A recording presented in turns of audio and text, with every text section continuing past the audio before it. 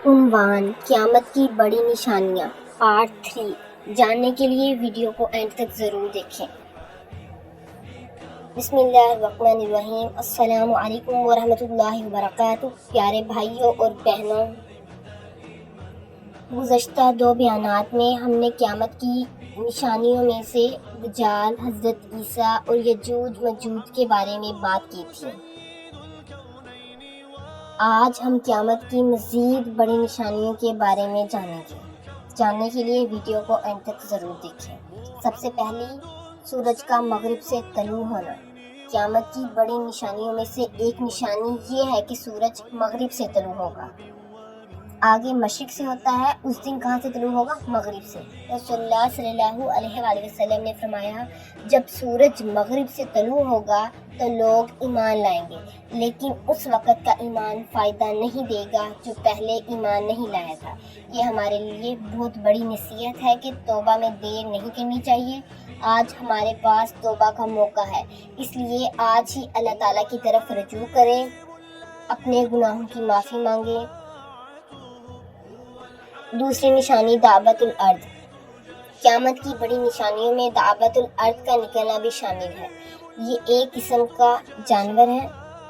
اللہ تعالیٰ قرآن کریم میں فرماتے ہیں، وَإِذَا وَقَعَ الْقَوْلُ عَلَيْهِمْ أَخْرَجْنَا لَهُمْ دَابَّةً مِّنَ الْأَرْضِ تَكَلَّمُهُمْ، اور جب ان پر بات پوری ہو جائے گی تو ہم ان کے لیے زمین سے ایک جاندار نکالیں گے جو ان سے کلام کرے گا۔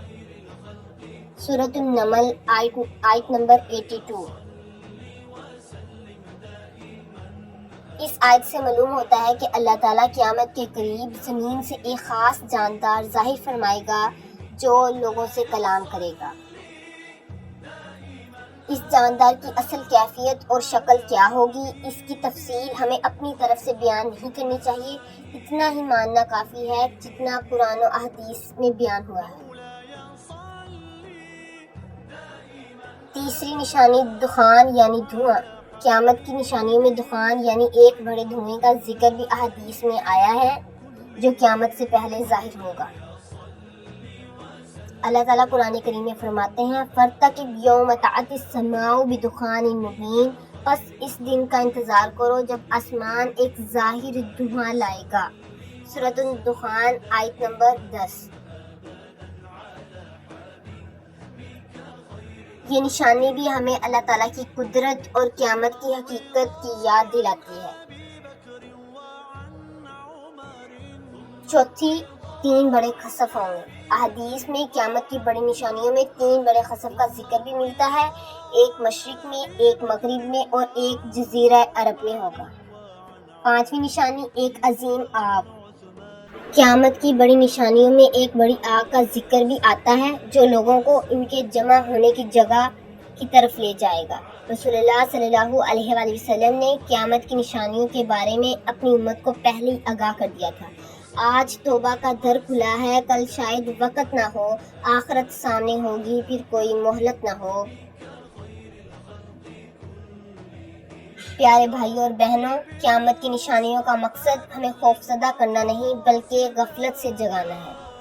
اس سے ڈرنا نہیں بلکہ اپنی آخرت کی تیاری کرنی چاہیے۔ یاد رکھیں، قیامت کب ہوگی اس کا علم صرف اللہ تعالیٰ کو ہے، لہٰذا ہمیں تاریخ معلوم کرنے سے زیادہ اپنی آخرت کی تیاری کی فکر کرنی چاہیے کہ ہم نے اپنی آخرت کے لیے کیا کیا تیار کر رکھا ہے۔